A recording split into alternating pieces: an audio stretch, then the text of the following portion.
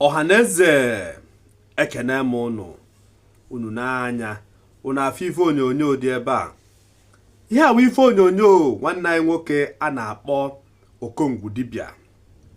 Unu n'anya unu afụ ka o si ada n'ihu akwụkwọ maka ife onyonyo Okongwu Dibia mere maka executive.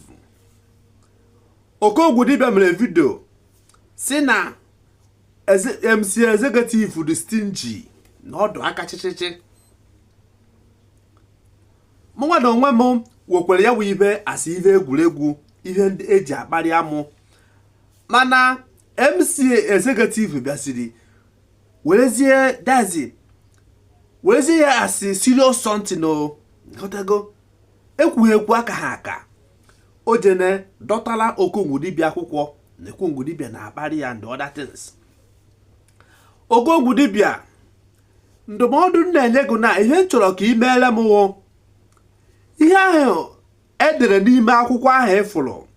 MC executive si na ọ na-enye gị 48 hours ịbịagharịkwa na social media yo mgbaghara kwukwa ihe niile kwugharịcha ihe niile i kwuru gbasara ya nụ.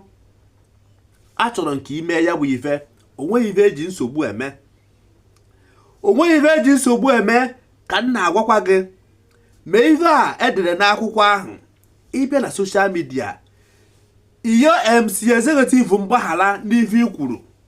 Ịma na ọ bụghị mmadụ niile ka a na-egwusi egwuregwu, ọ bụghị mmadụ niile ka eji ekwu okwu n'ihu akwụkwọ a. So ịpụta ga-ekwuo si na ị na-ayọ mgbaghara maka ihe i kwuru maka MC executive ka ọhaneze nụkwa, maka na enwere ike iwe ya si ife egwuregwu mana echi niile o nwere ike daba aja nwere ike onwe onye ya abịazọgụ nke ikpeazụ aka m nwawa si abọnụ na agwakwa gị. Ekenekwa m unu.